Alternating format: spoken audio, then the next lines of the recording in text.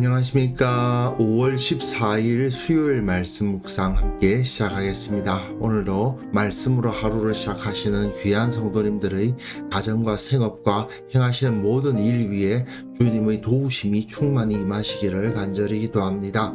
오늘 본문은 창세기 6장 13절에서부터 7장 5절까지 말씀이고요. 통독하신 말씀은 역대하 1장에서부터 4장까지 말씀입니다. 오늘 말씀은 노아가 하나님으로부터 명령을 받고 방주를 제작하고 방주로 들어가게 되었다라는 모습을 볼 수 있는데요. 오늘 본문을 통해서 노아가 어떤 존재였는가, 그리고 우리는 노아와 같은 위치에서 어떤 삶을 살아야 되고 어떤 사역을 해야 되는가를 한번 생각해보는 시간이 되었으면 좋겠습니다. 그럼 먼저 말씀 보시겠습니다. 하나님이 노아에게 이르시되 모든 혈육 있는 자의 포악함이 땅에 가득하므로 그 끝날이 내 앞에 이르렀으니 내가 그들을 땅과 함께 멸하리라. 너는 고페르 나무로 너를 위하여 방주를 만들되 그 안에 칸들을 막고 역청을 그 안팎에 칠하라. 내가 만들 방주는 이러하니 그 길이는 300규빗, 너비는 50규빗, 높이는 30규빗이라. 거기에 창을 내되 위에서부터 한 규빗에 내고 그문은 옆으로 내고 상중하 3층으로 할지니라. 내가 홍수를 땅에 일으켜 무릇 생명의 기운이 있는 모든 육체를 천하에서 멸절하리니 땅에 있는 것들이 다 죽으리라. 그러나 노아는 내가 내 언약을 세우리니 너는 네 아들들과 네 아내와 네 며느리들과 함께 그 방주로 들어가고 혈육 있는 모든 생물을 너는 각기 암수 한 쌍씩 방주로 이끌어들여 너와 함께 생명을 보존하게 하되 새가 그 종류대로 가축이 그 종류대로 땅에 기는 모든 것이 그 종류대로 각기 둘씩 내게로 나아오리니 그 생명을 보존하게 하라. 너는 먹을 모든 양식을 내게로 가져다가 저축하라. 이것이 너와 그들의 먹을 것이 되리라. 노아가 그와 같이 하여 하나님이 자기에게 명하신 대로 다 준행하였더라. 여호와께서 노아에게 이르시되 너와 내 온 집은 방주로 들어가라. 이 세대에서 내가 내 앞에 의로움을 내가 보았음이니라. 너는 모든 정결한 짐승은 암수 7씩, 부정한 것은 암수 2씩을 내게로 데려오며 공중의 새도 암수 7씩을 데려와 그 씨를 온 지면에 유전하게 하라. 지금부터 7일이면은 내가 40죄를 땅에 비를 내려 내가 지은 모든 생물을 지면에서 쓸어버리리라. 노아가 여호와께서 자기에게 명하신 대로 다 준행하였더라. 오늘 본문은 노아가 방주를 제작하고 그 안에 자기 가족들과 동물들을 들이는 모습을 보여주고 있는데, 이것이 하나님께서 땅을 쓸어버리시기로 결정한 상황에서 이루어졌다.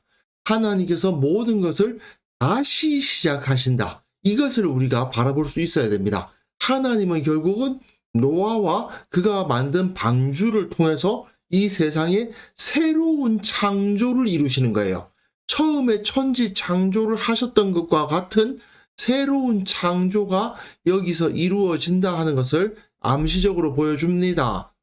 하나님이 노아에게 이르시되 모든 혈육 있는 자의 포악함이 땅에 가득함으로 그 끝날이 내 앞에 이르렀으니 내가 그들을 땅과 함께 멸하리라.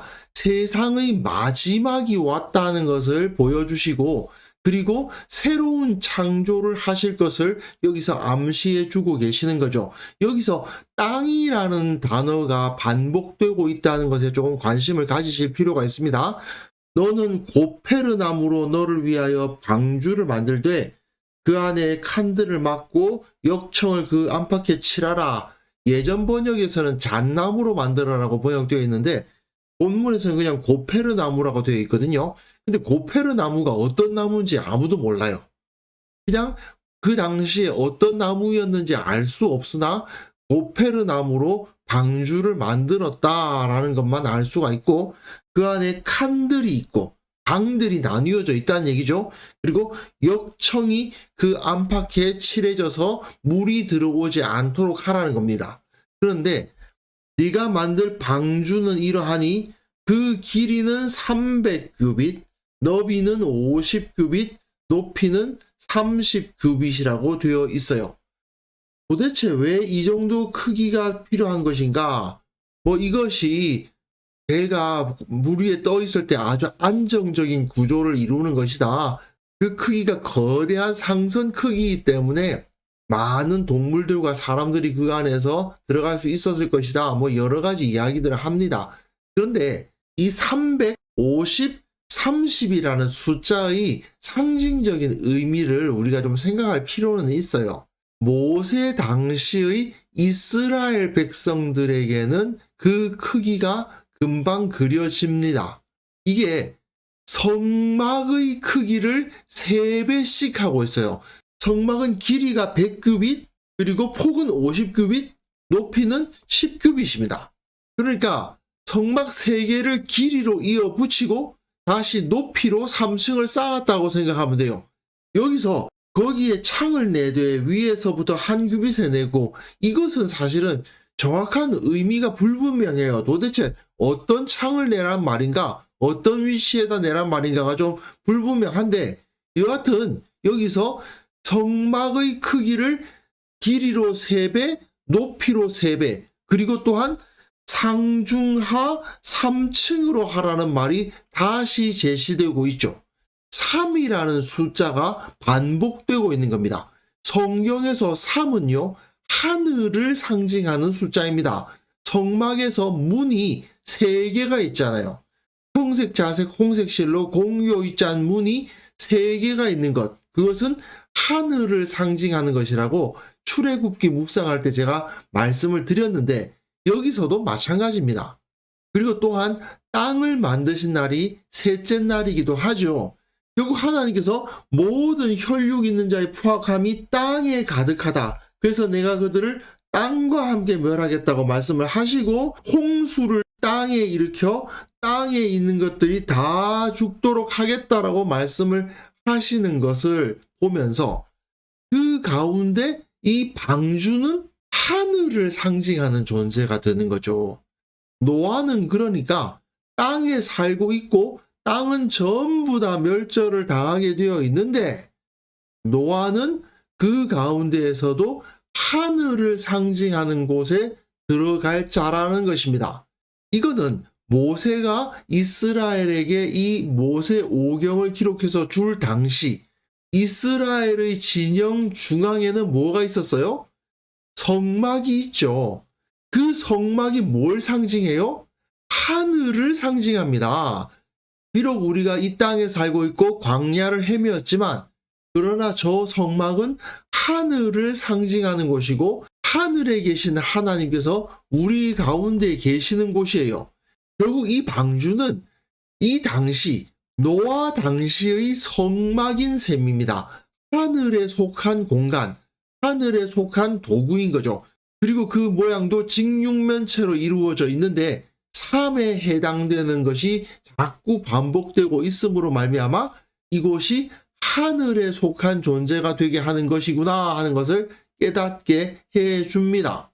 땅에 있는 것들은 다 죽겠지만, 그러나 하늘에 속한 자는 살아남는다는 거죠. 그러나 너와는 내가 내 언약을 세우리니 너는 내 아들과 내 아내와 내 며느리들과 함께 그 방주로 들어가라. 너는 비록 이 땅에서 사는 자이지만 땅에 속한 자가 아니라 하늘에 속한 자이다. 그리고 혈육 있는 모든 생물을 너는 각기 암소 한 쌍씩 방주로 이끌어들여 너와 함께 생명을 보존하게 하되, 새, 가축, 땅에 기는 모든 것, 그리고 각각 둘씩 내게로 나오리니 그 생명을 보존하게 하라. 이렇게 명령을 하시면서 결국 이것을 다스리는 존재가 되게 하시잖아요. 새와 가축과 땅에 기는 모든 것을 다스리는 것이 하나님의 형상된 인간의 모습인데, 노아가 하늘에 속한 자로서 땅에 있는 이 모든 것들을 다스리고 보호하는 모습을 볼 수가 있죠. 그리고 결국 이들이 다 그 방주 안에 들어간다는 것은 마치 에덴 동산과도 같이 그 안에서 사람의 통치를 받는 하나의 생명의 공간으로 만들어진다는 거 아닙니까? 새로운 에덴이나 다름이 없죠. 모세시대의 그 성막이 에덴 동산을 상징적으로 보여주는 것이고, 또한 이 방주도 에덴을 상징적으로 보여주는 겁니다. 그리고 너는 먹을 모든 양식을 내게로 가져다가 저축하라. 이것이 너와 그들이 먹을 것이 되리라 되어 있는데, 이것과 비슷한 말씀이 여호수아 1장에 나와 있어요. 진중에 두루 다니며 그 백성에게 명령하여 이르기를 양식을 준비하라. 왜 양식을 준비하라고 했죠? 사흘 안에 너희가 이 요단을 건너 너희 하나님 여호와께서 너희에게 주사 차지하게 하시는 땅을 차지하기 위하여 들어갈 것이기 때문이다. 노아가 양식을 준비하는 이유는 무엇입니까? 하나님께서 온 땅을 심판하시고 그것을 다 쓸어버리신 다음에 그 땅을 노아에게 주시겠죠. 마찬가지로 여호수아 시대에도 양식을 준비하지 않습니까? 그리고 이들이 마치 노아의 홍수처럼 그 요단강에 들어갔다가 다시 나와서 그 땅을 쓸어버리게 될 겁니다.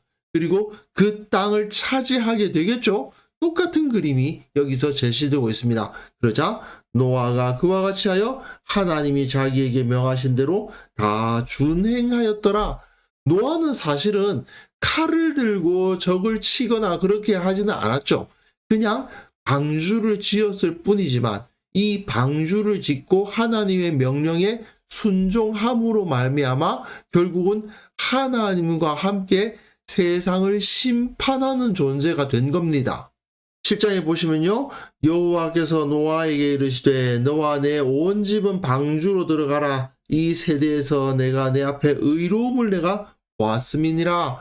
다시 한번 방주로 들어갈 것에 대한 이야기가 주어지는데 왜 이 사람이 이런 자리에 들어갈 수 있게 되었습니까? 의로웠기 때문이죠. 어떤 특별한 일을 해서가 아니에요.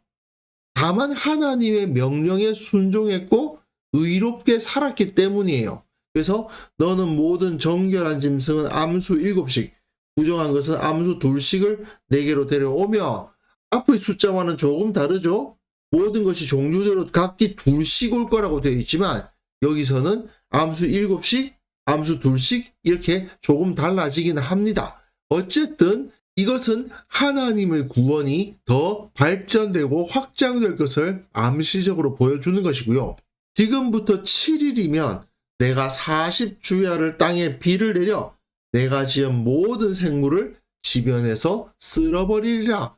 7, 창조의 숫자죠. 새로운 창조가 이루어질 것을 여기서 암시해 주고 있습니다. 그리고 40, 이스라엘이 광야를 헤맨 세월입니다. 이스라엘이 아무것도 없는 그 광야에서 40년을 보냈듯이 하나님께서는 40주야를 땅에 비를 내어서 아무것도 없는 상태를 만들어 버리실 겁니다. 그리고 여기서도 땅이라는 단어가 또 반복되고 있죠. 하나님께서는 땅을 심판하실 것입니다. 하지만 땅은 심판을 받으나 하늘에 속한 자가 거기엔 있을 것인데 그들은 생명을 보존할 것임과 동시에 결과적으로는 하나님의 쓰임을 받아서 세상을 심판하는 위치에서 쓰임을 받게 된다. 이것이 바로 노아가 하나님 앞에 쓰임받은 방식인 거죠. 사실 따지고 보면 노아가 한 일은 그저 자신의 의로움을 지키고 하나님의 말씀에 순종하는 것밖에 없었죠. 하지만 그렇게 했을 때 하나님께서는 그를 통해서 세상을 심판하시고 새로운 창조를 이루셨습니다. 결국 이거는 예수님께서 십자가를 통해서 새로운 창조를 이루신 것과 그 원리 자체가 같아요. 우리가 세상을 심판하고 구원할 자로서 사역하게 되는 원리도 결국 이겁니다. 여러 많은 일을 하는 게 중요한 게 아니라 자신의 의로움을 지키고 거룩한 존재로서 남아있는 것, 그게 바로 하나님의 손에 쓰임받는 비결입니다. 그렇다고 오해하시면 안 됩니다. 교회에서 사역을 하면 안 된다는 말씀이 아니에요. 교회를 여러 가지 모습으로 섬기시는 것은 정말 좋은 일인데, 문제는 그 섬기는 일을 하는 것보다 더 중요한 것이 무엇이다 하는 것입니까? 내가 거룩한 자로, 의로운 자로 살아가는 것이 더 중요한 것이, 여러 가지 사역을 많이 하는 것이 중요한 것이 아니라는 말씀입니다. 중요한 것은 내가 의로운 자, 거룩한 자로서 살아남는 것이라는 사실을 기억하시면서, 그렇게 했을 때 내가 어떤 대단한 일을 실천하지 않더라도 하나님께서 기뻐하시는 신앙인으로 서 있기만 한다면 주님께서 우리를 들어서 이 땅을 구원하시고 또한 이 땅을 심판하시는 그 섭리의 도구로 삼아 주신다는 것을 우리가 확인할 수 있었으면 좋겠습니다. 그래서 이 시간 함께 기도하실 때는요, 내가 하늘에 속한 자임을 잊지 않고 거룩하게 의롭게 살아가게 하옵소서. 우리 교회 모든 성도들 주님의 손에 들려 쓰임받기에 합당한 거룩한 자들, 의로운 자들 다 되게 하여 주옵소서. 함께 기도하는 시간 가졌으면 합니다.